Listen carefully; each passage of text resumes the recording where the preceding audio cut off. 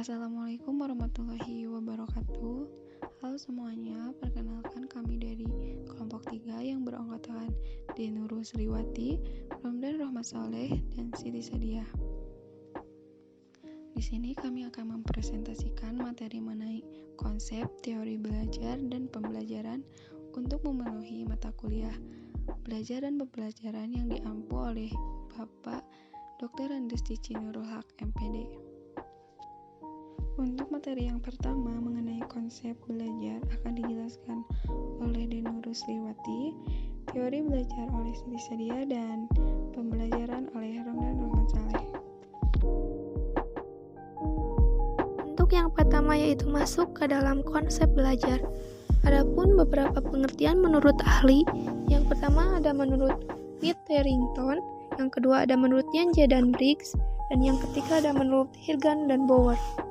Baik, untuk yang pertama yaitu menurut Witterington menyatakan bahwa belajar merupakan perubahan dalam kepribadian yang dimanifestasikan sebagai suatu pola-pola respon yang berupa keterampilan, sikap, kebiasaan, kecakapan, atau pemahaman.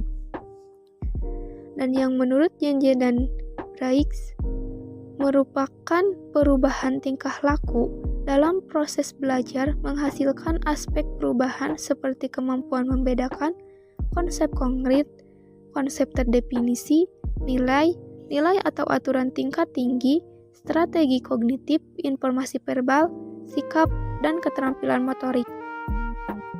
Adapun menurut Hirgan dan Bower, belajar memiliki arti memperoleh pengetahuan atau menguasai pengetahuan melalui pengalaman, mengingat, mendapatkan informasi, dan menemukan.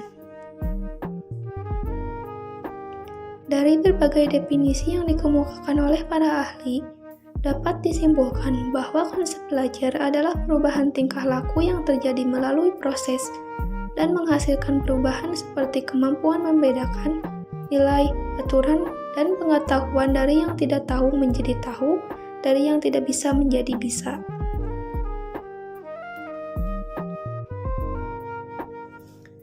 Untuk menangkap isi dan pesan belajar, maka dalam belajar tersebut, individu menggunakan kemampuan pada ranah-ranah. Yang pertama ada kognitif, yang kedua ada efektif, dan yang ketiga ada psikromatik.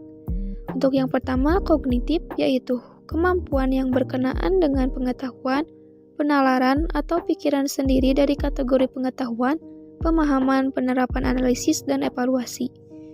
Yang kedua yaitu efektif, adalah kemampuan yang mengutamakan perasaan, emosi, dan reaksi yang berbeda dengan penalaran yang terdiri dari kategori penerimaan, partisipasi, penilaian sikap, organisasi, dan pembentukan pola hidup.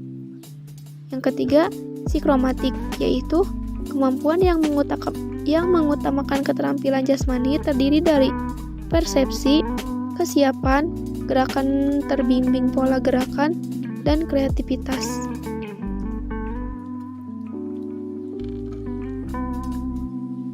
Yang selanjutnya yaitu masuk ke dalam jenis-jenis belajar. Ada beberapa jenis-jenis belajar, diantaranya yaitu sebagai berikut. Untuk yang pertama yaitu ada belajar bagian. Umumnya belajar ini dilakukan oleh seseorang bila ia dihadapkan pada materi belajar yang luas, misalnya mempelajari sajak atau gerakan-gerakan motoris seperti bermain silat. Untuk yang kedua yaitu belajar dengan wawasan. Wawasan merupakan pokok utama dalam pembicaraan psikologi belajar dan berpikir. Wawasan merupakan proses mengorganisasikan pola-pola tingkah laku yang ada hubungannya dengan penyelesaian suatu persoalan. Untuk yang keempat yaitu belajar diskriminatif. Ini diartikan sebagai suatu usaha untuk memilih beberapa sifat situasi atau stimulus yang akhirnya menjadikannya sebagai pedoman dalam bertingkah laku. Yang keempat yaitu belajar global atau keseluruhan. Di sini bahan pelajaran dipelajari secara keseluruhan berulang-ulang sampai pelajar menguasainya. Yang kelima yaitu belajar insidental. Konsep ini bertentangan dengan pernyataan bahwa belajar harus memiliki arah tujuan. Sebab dalam belajar insidental, Pelajar tidak ada sama sekali kehendak untuk belajar.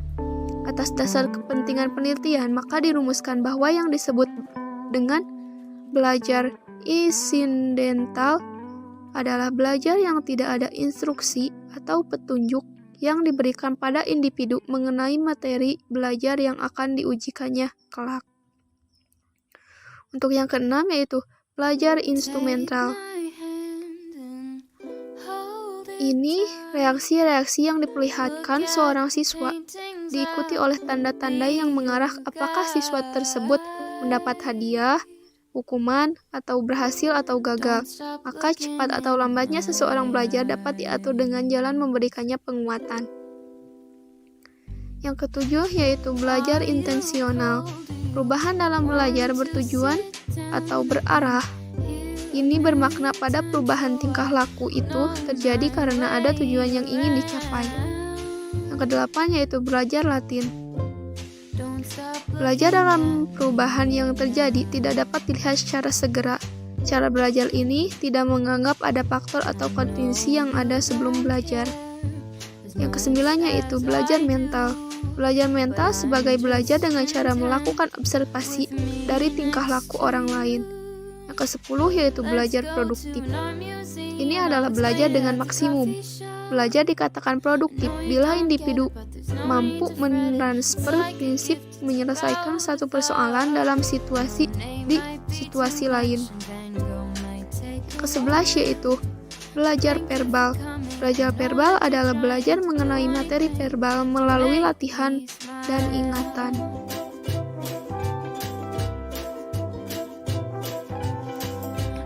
Yang selanjutnya yaitu prinsip-prinsip belajar. Yang pertama, berdasarkan prasyarat yang diperlukan untuk belajar. Dalam belajar, setiap siswa harus diusahakan partisipasi aktif, meningkatkan minat dan membimbing untuk mencapai tujuan instruksional dan belajar perlu di lingkungan yang menantang di mana anak dapat mengembangkan kemampuan bereksplorasi dan belajar dengan efektif. Belajar juga perlu ada interaksi siswa dengan lingkungannya. Yang kedua yaitu sesuai hakikat belajar.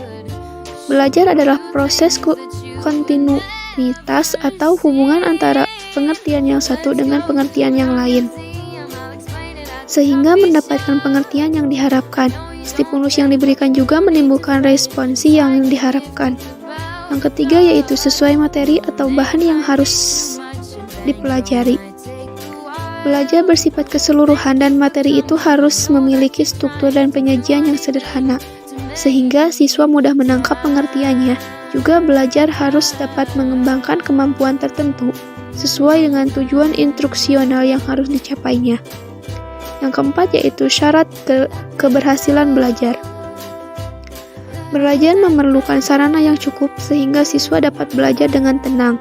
Dalam proses belajar, perlu ulangan berkali-kali agar pengertian atau keterampilan atau sikap itu mendalam pada siswa. Materi yang selanjutnya yaitu teori belajar. Di sini saya akan membahas pengertian macam-macam teori belajar, kekurangan dan kelebihan. Pengertian dari teori belajar merupakan upaya untuk mendeskripsikan bagaimana manusia belajar sehingga membantu kita semua memahami proses inherent yang kompleks dari belajar.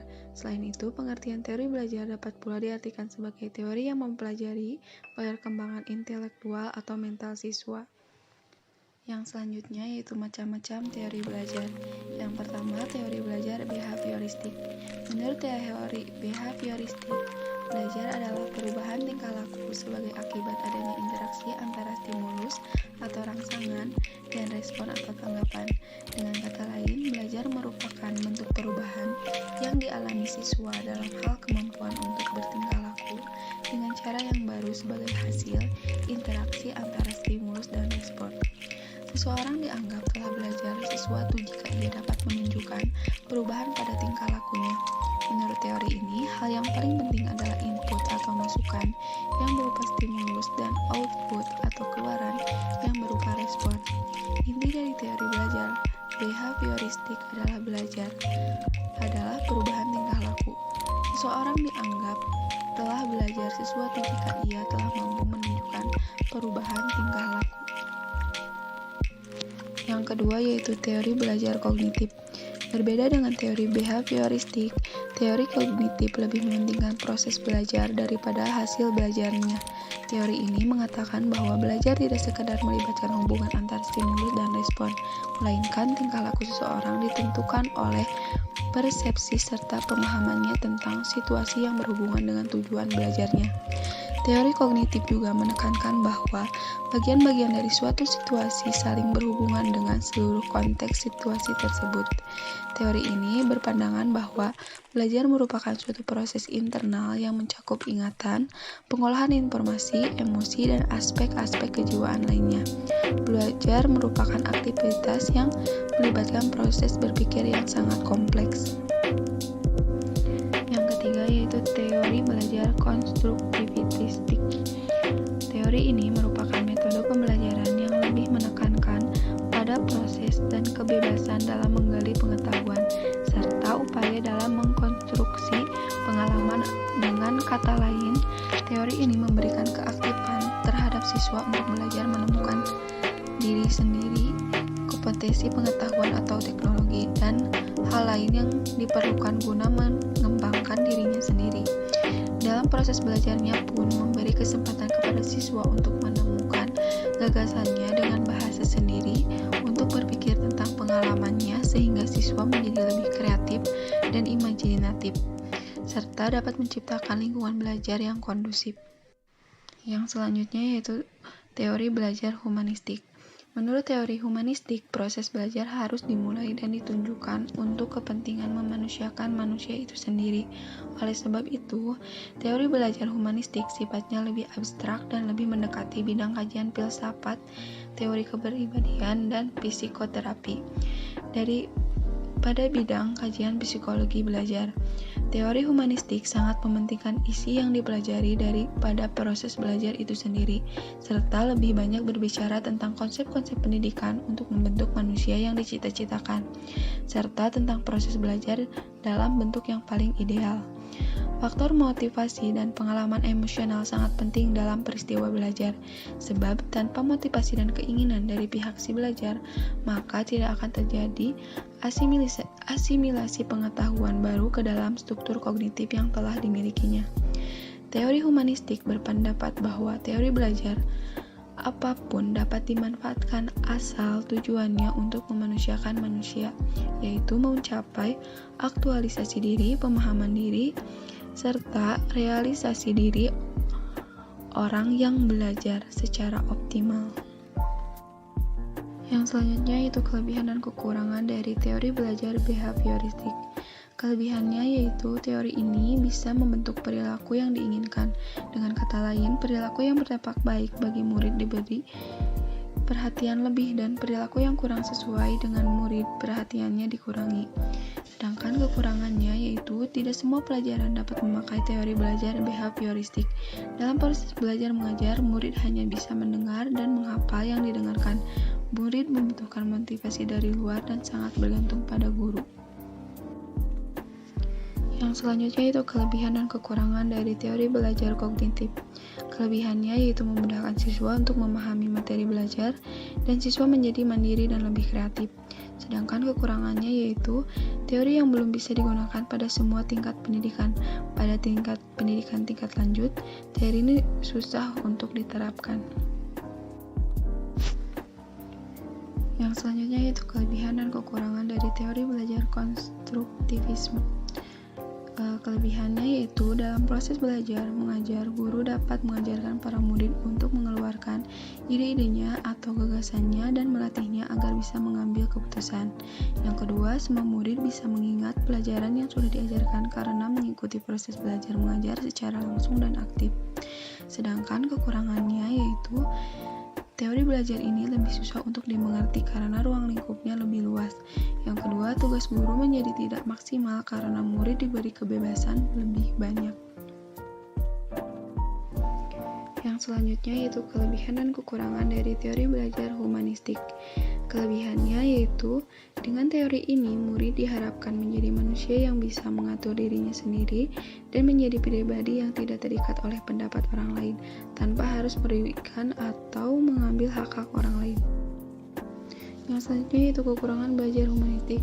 Kekurangan yang ada pada teori belajar humanistik berada pada murid. Maksudnya, murid yang tidak mau mengerti akan potensi dirinya, maka murid itu akan tertinggal dalam proses belajar mengajar. Nah, mungkin saja langsung ketika kita sudah memahami daripada konsep belajar dan juga teori belajar, di sini saya akan menjelaskan secara tuntas tentang pembelajaran. Yang mana pembelajaran di sini yang akan dibahas tuntasnya ada 3 hal. Yang pertama, pengertian. Yang kedua, tujuan daripada pembelajaran itu sendiri. Dan yang terakhir, tentang komponen pembelajaran. Yang mana pengertian daripada pembelajaran merupakan bantuan yang diberikan pendidik agar dapat terjadi proses perolehan ilmu dan pengetahuan, penguasaan kemahiran dan tabiat, serta pembentukan sikap dan kepercayaan pada peserta didik. Dengan kata lain, pembelajaran adalah proses untuk membantu peserta didik agar dapat belajar dengan baik. Yang mana di sini kesimpulan daripada pengertian pembelajaran itu sendiri merupakan bantuan yang diberikan pendidik. Jadi di sini di dalam pembelajaran jelas terjadi hubungan atau interaksi antara pendidik dan juga peserta didik. Yang mana pembelajaran di sini merupakan bentuk daripada proses untuk membantu peserta didik agar dapat belajar dengan baik. Selanjutnya, tentang tujuan pembelajaran itu sendiri, tujuan pembelajaran atau instruksional objektif adalah perilaku hasil belajar yang diharapkan terjadi, dimiliki atau dikuasai oleh peserta didik setelah mengikuti kegiatan atau pembelajaran tertentu. Jadi tujuan pembelajaran di sini lebih bersifat kepada hasil daripada belajar atau hasil daripada proses yang telah diajarkan tertentunya oleh pendidik kepada peserta didik, sehingga biasanya muncul 3 aspek utama. Yang pertama, aspek daripada pengetahuan atau kognitif. Yang kedua, aspek daripada keterampilan. Dan juga yang terakhir adalah aspek sikap yang harus dimiliki oleh peserta didik.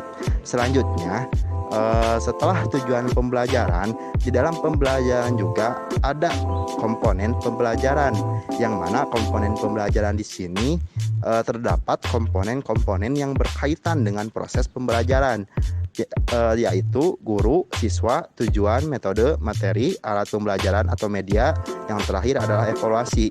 Tentang komponen pembelajaran itu sendiri yang berkaitan dengan guru, itu jelas guru di sini sebagai pendidik atau sebagai orang yang mentransmasikan ilmunya, orang yang mentransferkan ilmunya kepada siapa? Kepada siswa.